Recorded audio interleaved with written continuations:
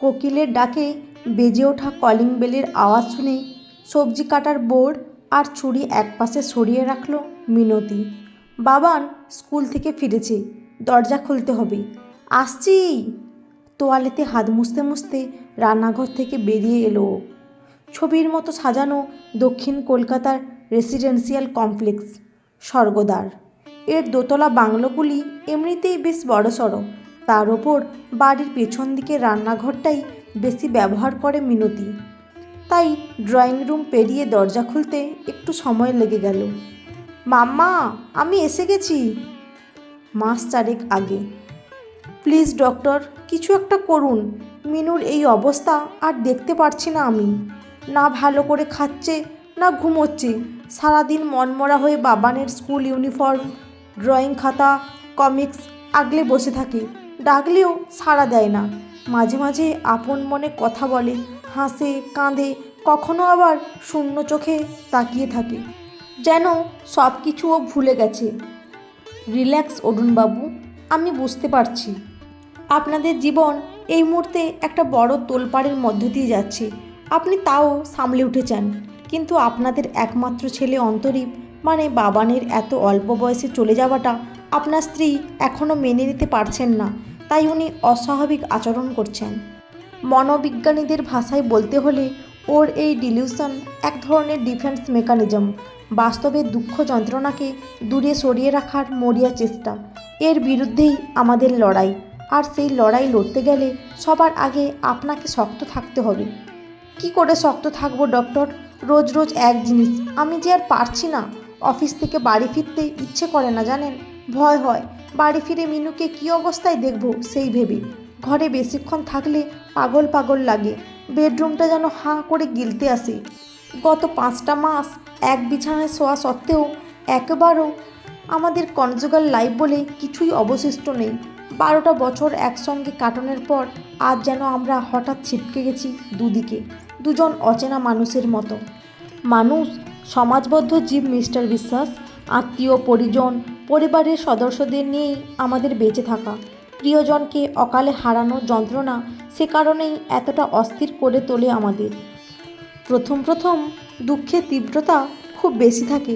যতই আমরা ঘটনাটাকে ভুলতে চাই, ততই গভীরভাবে সেটা দাগ কেটে বসে। তারপর আস্তে আস্তে কষ্টের পরিমাণ কমে। আমাদের মন সেই খারাপ স্মৃতিকে একটু একটু করে বিস্মৃতির অন্ধকারে ডুবিয়ে দেয়। এর অন্যথা হলেই মুশকিল, যেটা আপনার স্ত্রীর ক্ষেত্রে হয়েছে। দুঃখের হাত থেকে বাঁচতে বাস্তবকে রিজেক্ট করেছেন তিনি। ডক্টর, প্লিজ, কোনো উপায় কি নেই? মিনুকে সুস্থ করে না তুলতে পারলে আমি বাঁচব না। আমার বড্ড দুশ্চিন্তা হয়। বাবান তো চলেই গেছে, এরপর যদি মিনতিও কোনো ভুল পদক্ষেপে। এত ভেঙে পড়ছেন কেন? আমি তো বলেছি মিসেস বিশ্বাসকে সুস্থ করে তোলার সব রকম চেষ্টাই আমরা করব। নিন, একটু জল খান।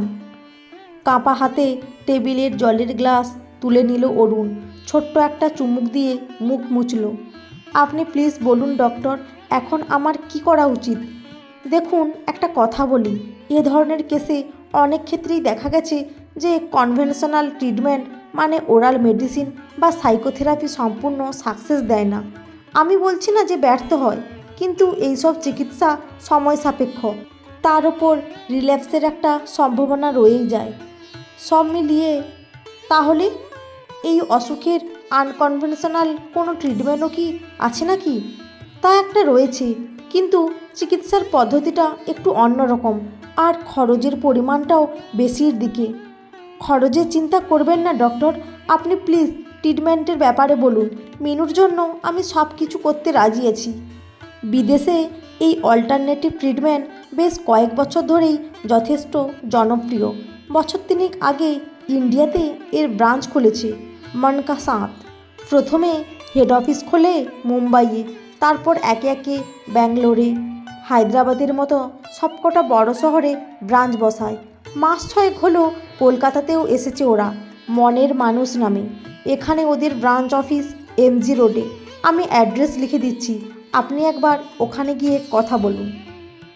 স্মৃতিচারণ। মাম্মা, তুমি আমাকে স্কুল থেকে নিয়ে আসো না কেন? সবার মাম্মা যায়, তারা কি সুন্দর গল্প করতে করতে বাড়ি আসে। তুমি আমাকে বেশি ভালোবাসো না মাম্মা বলে অভিমান করে মুখটা ঝুলিয়ে রাখে বাবান। মাম্মাকে যে অফিস যেতে হয় সোনা, আজ বাবান সোনার জন্মদিন, স্পেশাল পাস্তা বানাবো, তাই হাফ ছুটি নিয়ে তাড়াতাড়ি বাড়ি চলে এসেছি। কোথায় তুই খুশি হবি তা না, বলছিস মাম্মা তোকে কম ভালোবাসে। নকল অভিমানে মিনতি মুখ ভার করল। এই না না, মাম্মা আমাকে অনেক ভালোবাসে, আমি তো এমনি এমনি বলেছিলাম। আরেকবার মাকে জড়িয়ে ধরল বাবান। মনের মানুষ ব্রাঞ্চ অফিসের ধীমান আউজার চেম্বারে বসেছিল অরুণ। ঘরটা বেশ বড়সড়, গোটাটাই কাঁচের তৈরি। দেওয়ালে 1.5 টনের দুটো স্প্লিট এসি বসানো। 19 ডিগ্রির শুকনো হাওয়ায় বেশ ঠান্ডাই লাগছিল ওর। পকেট থেকে রুমাল বের করে একবার মুখটা মুছে নিল অরুণ।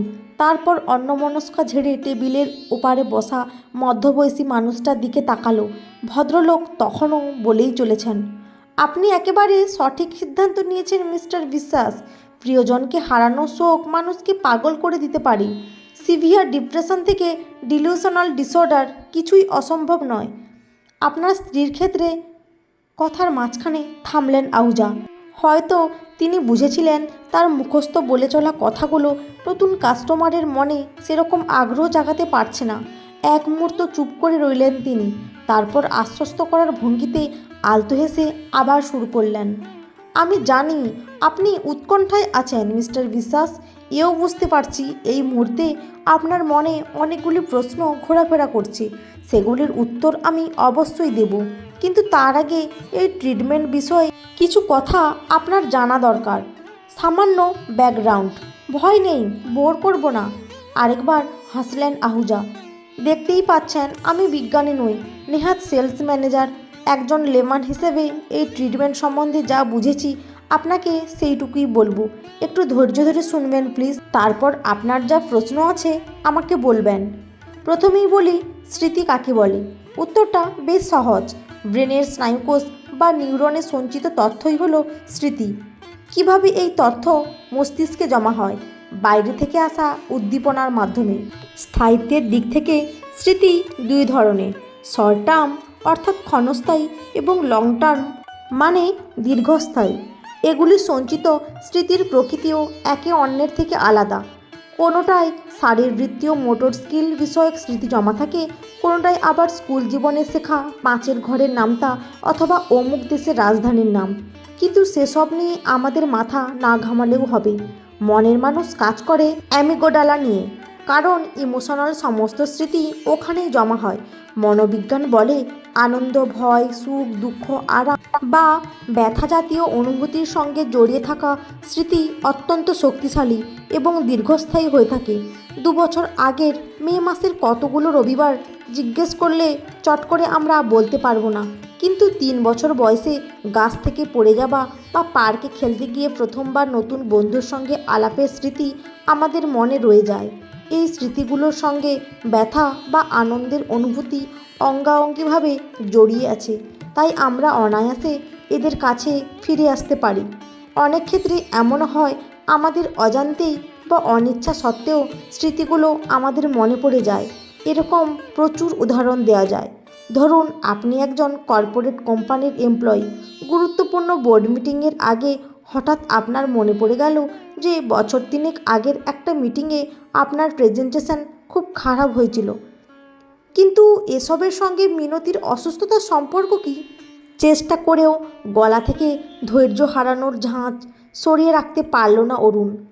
আমি সেখানেই আসছিলাম, শান্তভাবে উত্তর দিলেন আহুজা। আমাদের প্রিয়জনেদের সঙ্গে আমাদের সম্পর্ক স্নেহের, ভালোবাসার, আবেগের, হাসি কান্নার। তাদের সঙ্গে কাটানো প্রতিটি মুহূর্ত প্রচণ্ডভাবে ইমোশনালি চার্জ হয়ে থাকে। তাহলে সেই স্মৃতিগুলো বাঁধ ভাঙা নদীর মতো আমাদের মনে এসে আছড়ে পড়ে। একবার নয়, বারবার। প্রতিক্ষণে মনে হতে থাকে যে চলে গেছে তার সঙ্গে কাটানো মুহূর্তগুলো কত ভালো ছিল, কত সুখের ছিল। হ্যাঁ, আমাদের মধ্যে অধিকাংশের ক্ষেত্রেই এই ফেজটা সাময়িক। একটা সময় কমে আসে সে স্মৃতিদের তীব্রতা। একটু একটু করে আমরা স্বাভাবিক জীবনে ফিরে যাই, কিন্তু কয়েকজন সেটা কখনোই পারে না। মানসিক রোগের শিকার হয় তারা, যেমন আপনার ওয়াইফ হয়েছেন। মিনু, আমার স্ত্রী সুস্থ হয়ে যাবে তো মিস্টার আহুজা? আমি অনেক আশা নিয়ে এসেছি। রিল্যাক্স মিস্টার বিশ্বাস, চিন্তা করবেন না। আপনার স্ত্রীকে সুস্থ করে তোলার দায়িত্ব আমাদের। যাক, থিওরি অংশ শেষ। এবার শুধু মনের মানুষ ট্রিটমেন্ট বিষয়ে কয়েকটি কথা বলবো। উদাহরণ দিই, ধরুন আপনি অফিসের মিটিংয়ে রয়েছেন, বসের বোরিং প্রেজেন্টেশন দেখতে দেখতে ঘুম পেয়ে যাচ্ছে, তাই সবার চোখ বাঁচিয়ে কানে ব্লুটুথ হেডফোন লাগিয়ে গান শোনার কথা ভাবছেন। কিন্তু বস কড়া লোক, যখন তখন আপনাকে কোনো ফ্যাক্ট বা ফিগার সংক্রান্ত প্রশ্ন করে বসতে পারেন। বসের কথাগুলো তাই ইচ্ছে না হলেও আপনাকে শুনতে হবে। তখন আপনি কি করবেন? ইয়ারফোনের ভলিউমটা লো রাখবেন, যাতে পছন্দের গানের পাশাপাশি বসের বক্তব্যও আপনার কানে ঢোকে। অর্থাৎ আপনি মিটিংয়েও থাকবেন, আবার গানের জগতেও। আমাদের ট্রিটমেন্টকে এইরকম কিছু একটা ভেবে নিন। পেশেন্ট ভার্চুয়াল রিয়ালিটিতে তার মনের মানুষের সঙ্গে কথা বলবে, একই সঙ্গে আপনার সঙ্গেও স্বাভাবিকভাবে ইন্টারেক্ট করবে। আপনার পাশে বসে টিভি দেখতে দেখতেই হারানো প্রিয়জনের সঙ্গে গল্প করবে। আশা করি ব্যাপারটা বোঝাতে পারলাম। অপারেশনের 7 দিন পর পেশেন্টকে একটা চশমা পরানো হয়, যা তার নিজস্ব ভার্চুয়াল রিয়ালিটি ইন্টারফেস তৈরি করতে সাহায্য করে। এরপর শুরু হয় ট্রিটমেন্ট। ক্লাউডে জমা তথ্য ব্যবহার করে আমাদের সিস্টেম একটা সিমুলেশন তৈরি করে, কল্প বাস্তবের এক দুনিয়া, যেখানে পেশেন্ট তার হারানো প্রিয়জনের সঙ্গে স্বাভাবিকভাবে ইন্টারঅ্যাক্ট করতে পারবে। উঠে দাঁড়ালেন আহুজা। অনেক কথা বললাম মিস্টার বিশ্বাস, এবার কাইন্ডলি একটু আসুন, আপনাকে আমাদের থেরাপির কিছু ডেমো ভিডিও দেখাই। যদি আপনার মনে আর কোনো প্রশ্ন থাকেও বা, আমার বিশ্বাস ডেমো দেখেই তার উত্তর আপনি পেয়ে যাবেন। আবার কিছু স্মৃতিচারণ। আচ্ছা মাম্মা, পাপা কখন আসবে? পাপার ফিরতে রাত হবে সোনা, অফিসে যা কাজের চাপ। কতদিন হয়ে গেল আমরা একসঙ্গে বসে ডিনার করি না, অভিমানে ঠোঁট ফোলালো বাবান। প্লিজ মাম্মা, আজ বলো না পাপাকে তাড়াতাড়ি বাড়ি আসতে। রাতে কেক কাটা হয়ে গেলে পিৎজা অর্ডার করব, তারপর খাওয়া হয়ে গেলে সবাই মিলে স্কুবি ডু দেখব। পাপা কি পারবে? আচ্ছা দেখছি ফোন করে, তুই গিয়ে ইউনিফর্ম ছাড়। আমার পাস্তা বোধহয় এতক্ষণে পুড়েই গেল। মাম্মা ইজ দ্য বেস্ট। এক দৌড়ে ভেতরের ঘরে ঢুকে গেল বাবান। ওয়াটার বটল আর স্কুলের ব্যাগ সোফার উপরেই পড়ে রইল। 2.5 মাস আগে। What is this Minu? তোমাকে 2 সপ্তাহ আগে থেকে বলে রেখেছি আমার অফিসের ট্যুরের ব্যাপারে। কথা ছিল একসঙ্গে ভাইজ্যাক যাব আমরা। কাজের ফাঁকে ছোট্ট একটা ভ্যাকেশনও হয়ে যাবে।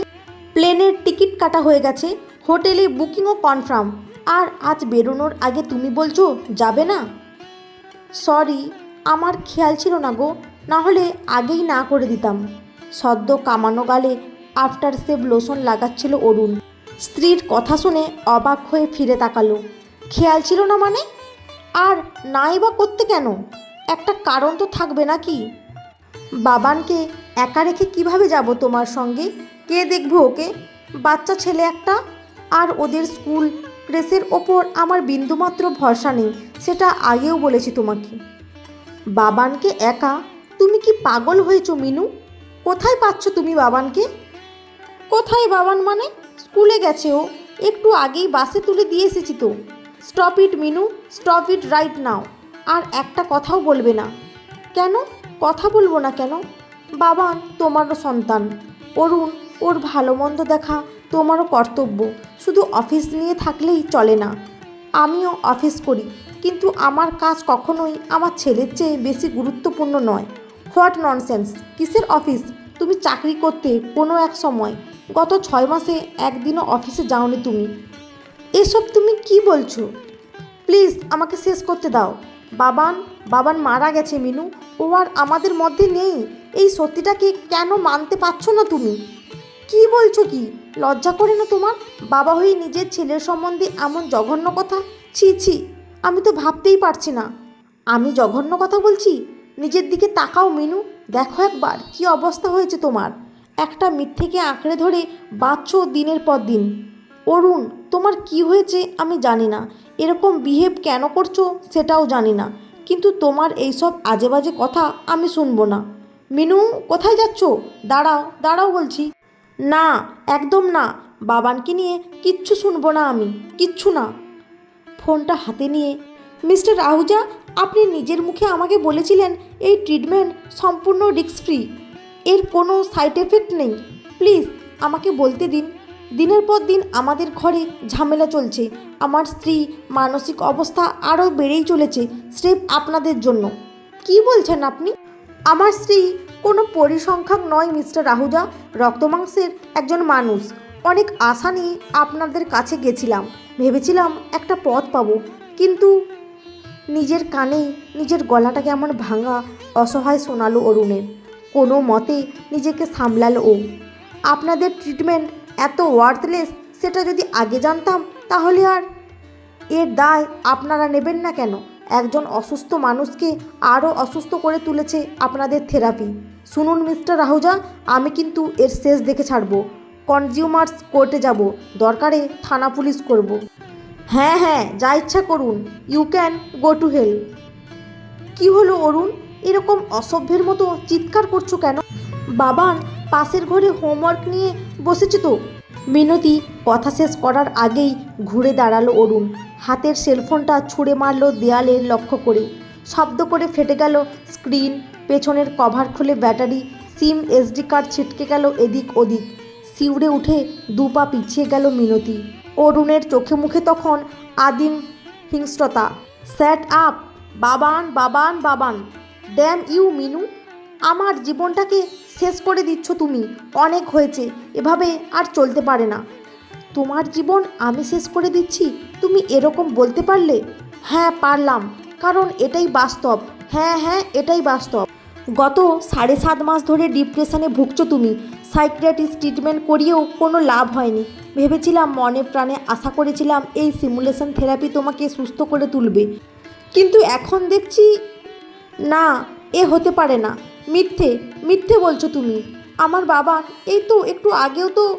ফর গড সেক মিনু, তোমাকে বোঝাতে বোঝাতে আমি ক্লান্ত। একেবারের জন্য অন্তত বাস্তবের সামনে দাঁড়াও প্লিজ। তুমি পাগল হয়ে গেছো Arun, you are out of your mind. আমি পাগল হয়েছি?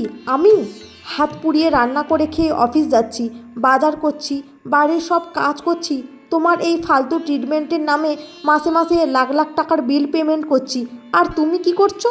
চোখে চশমা লাগিয়ে কল্পনার দুনিয়ায় টাইম পাস করছো। তুমি আমার সঙ্গে এভাবে কথা বলতে পারো না অরুণ। বেশ করব বলবো, সব কিছুর একটা সীমা থাকে। এত করলাম তোমার জন্য, তাও সুস্থ হওয়ার, ভালো হওয়ার ইচ্ছাটুকু জাগছে না তোমার মধ্যে? কেমন মানুষ তুমি?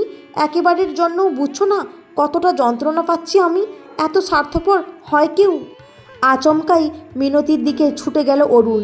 হ্যাঁচকা টানে স্ত্রীর চোখ থেকে ফাইবার গ্লাসের ফ্রেমলেস চশমাটা খুলে ফেলল, দুমড়ে মুচড়ে 2 টুকরো করে ছুঁড়ে দিল ডাস্টবিনে। এটা আমার অনেক আগেই করা উচিত ছিল। বর্তমান সময়। সারপ্রাইজ! অরুণকে দরজার বাইরে দাঁড়িয়ে থাকতে দেখে এক মুহূর্তের জন্য আশ্চর্য ফুটে উঠল মিনতির মুখে। পরক্ষণেই আনন্দের উজ্জ্বলতায় মিলিয়ে গেল সেটা। তুমি যে বললে আসতে দেরি হবে, বাবান কত করে বলেছিল, আমি ওকে বললাম তোমার অফিসে কাজ পড়ে গেছে। ওটাই তো সারপ্রাইজ, আমার একমাত্র ছেলের জন্মদিন, আর আমি রাত 10টা অবধি অফিস করব? পাগল নাকি? সরো এখন, ভেতরে ঢুকতে দাও। হ্যাঁ হ্যাঁ এসো, কিন্তু তোমার হাতে ওটা কি? বাবানের জন্য গিফট। ছেলের জন্মদিনে বাবা খালি হাতে আসবে নাকি? রোবোকপের পুরো সেটটা কিনে ফেললাম, ওই যে যেটার জন্য আগের মাসে বায়না করেছিল। খুব ভালো করেছো, বাবান খুব খুশি হবে। জানি তো, চটপট ডাকো ওকে। কেকও এনেছি, চকলেট, বাবানের ফেভারিট। সোফার ওপর শরীরটা এলিয়ে দিল অরুণ। বাক্স খুলে কেক বের করে টেবিলে রাখলো, যত্ন করে বসালো ইংরেজি 6 সংখ্যার আদলে গড়া সাদা সবুজ গোলাপি রঙের ম্যাজিক ক্যান্ডেল। জন্মদিনে আনন্দ করে কেক কাটবে বাবান, গিফট পেয়ে কি খুশিটাই না হবে। সব পরিকল্পনা করে রেখেছে অরুণ। কেক কাটার পর জমিয়ে ডিনার, তারপর একসঙ্গে বসে হরর মুভি দেখা, ইভিল ডেড। বাবান অবশ্য বেশিক্ষণ টানতে পারবে না, সিনেমা শুরু হওয়ার মিনিট 15 মধ্যেই ঢুলতে শুরু করবে। তারপর এক সময় বাবার কোলে মাথা রেখে ঘুম। অরুণ তখন নিশ্চিন্তে মিনতির গালে আঙ্গুল বুলিয়ে দিতে পারবে, কপাল থেকে সরিয়ে দিতে পারবে অবাধ্য চুল। হাতে হাত রেখে সিনেমা শেষ করবে ওরা। সেই আগের মতো। আচমকা অরুণের চোখের সামনেটা ঝাপসা হয়ে উঠল। নিমেষে যেন পাল্টে গেল সব কিছু। কোথায় কেক, কোথায় গিফটের প্যাকেট, টেবিলের ওপর 1 ইঞ্চি পুরু ধুলোর আস্তরণ, চারিদিক নোংরা এলোমেলো, সোফার একপাশে ডাই করে রাখা এঁটো খাবারের প্লেট, বিরিয়ানির মোড়ক, পিৎজার বাক্স, সারা মেঝে জুড়ে আধপোড়া সিগারেট ছড়ানো, গড়াগড়ি যাচ্ছে মদের বোতল, বিয়ারের খালি ক্যান। চোখ থেকে ফাইবার গ্লাসের চশমাটা খুলে হতবম্বের মতো এদিক ওদিক তাকালো অরুণ। একটু আগে দেখা ঘরটাকে, মানুষগুলোকে খুঁজতে চাইল যেন। অসুস্থ লাগছিল ওর, ক্লান্ত বিধ্বস্ত, যেন কয়েকদিন ঘুমোয়নি। নিজেকে দেখলে হয়তো চিনতেও পারত না ও। পরনে ছেঁড়া জামা, ময়লা প্যান্ট, গালে অনেক দিনের না কামানো দাড়ি, চুল উস্কো খুস্কো। বয়সটা যেন এক ধাক্কায় 10 বছর বেড়ে গেছে। টুং করে একটা শব্দ, ফোনে মেসেজ ঢুকলো। প্যান্টের পকেট থেকে ফোন বের করলো অরুণ। চোখ কচলে স্ক্রিনের দিকে তাকালো। মনের মানুষ থেকে SMS এসেছে। ওর প্রিমিয়াম প্ল্যানের ভ্যালিডিটির মেয়াদ শেষ। প্ল্যান রিঅ্যাক্টিভেট করার জন্য 1,25,000 টাকা রিচার্জ করতে হবে। অরুণের মাথার ভেতর চিন্তাভাবনাগুলো কেমন জট পাকিয়ে যেতে লাগলো। মনের মানুষ থেকে তো মিনুর জন্য থেরাপির ব্যবস্থা করেছিলাম, যাতে ও বাবানের সঙ্গে সময় কাটাতে পারে। থেরাপিতে কাজ দেয়নি। সবসময় বাবানকে দেখতে পাওয়া শুরু করলো মিনু, যে বাবান তো নেই, সেই কবেই অ্যাক্সিডেন্টে। কিন্তু মিনুই বা কোথায়? এতক্ষণ হয়ে গেল, আসছে না কেন? না, মিনুও তো আর নেই। 1.5 মাস আগে যেদিন তুমুল ঝগড়া হয়েছিল ওদের মধ্যে, সেদিনই দুপুরবেলায় অনেকগুলো ঘুমের ওষুধ খেয়ে সুইসাইড করেছিল মিনু। অফিস থেকে বাড়ি ফিরে ওর প্রাণহীন নিথর লাশটা দেখতে পেয়েছিল অরুণ, এই সোফাতেই। অরুণের চোখের সামনে যেন কালো একটা পর্দা মেলে দিয়েছিল কেউ। তাতে অস্পষ্ট কিছু ছবি ভেসে উঠেছিল থেকে থেকে। দম বন্ধ হয়ে আসছিল ওর। স্মৃতির দরজা একবার খুলছিল, ফের বন্ধ হয়ে যাচ্ছিল। ছেলের পর স্ত্রীকে হারিয়ে উন্মাদের মতো হয়ে গিয়েছিল অরুণ। মিনুর মৃত্যুর জন্য নিজেকে দায়ী করে আত্মহত্যাও করতে গিয়েছিল, কিন্তু হাতে শিরা কাটার সাহস জুগিয়ে উঠতে পারেনি। শেষকৃত্য সেরে 3টে দিন মদের ঘোরে আচ্ছন্নের মতো কাটানোর পর ওর মনে পড়েছিল মনের মানুষের কথা। সঙ্গে সঙ্গে গাড়ি নিয়ে বেরিয়ে পড়েছিল আহুজার সঙ্গে দেখা করতে। তারপর হাতড়ে হাতড়ে মানিব্যাগটা খোঁজার চেষ্টা করলো অরুণ। ডেবিট কার্ডের নম্বরটা মনে নেই, দেখে টাইপ করতে হবে। রিচার্জটা এক্ষুনি করে ফেলতে হবে। বেশি রাত হলে আবার মনের মানুষের সার্ভার স্লো হয়ে যায়, সার্ভিসেও নানা রকম সমস্যা হয়। মিনু আর বাবানকে ছাড়া একটা রাত তো দূর, এক মুহূর্ত কাটানোর কথাও ভাবতে পারে না ও। কিন্তু এত দেরি হচ্ছে কেন? অনেকক্ষণ হলো ডাকতে গেছে মিনু, এখনও বাবান এলো না। কেক কাটতে হবে তো, তারপর ডিনার, তারপর সিনেমা, একসঙ্গে কত মজা, হইচই। উদ্ভ্রান্তের মতো মনের মানুষ হেল্পলাইনের নম্বর টিপতে লাগলো অরুণ। রিচার্জটা ওকে এক্ষুনি করতেই হবে, যেভাবেই হোক। বন্ধুরা, আজকের গল্পটি কেমন লাগলো? যদি ভালো লেগে থাকে অবশ্যই একটি লাইক দিয়ে চ্যানেলটি সাবস্ক্রাইব করে পাশে থাকবেন। অসংখ্য ধন্যবাদ।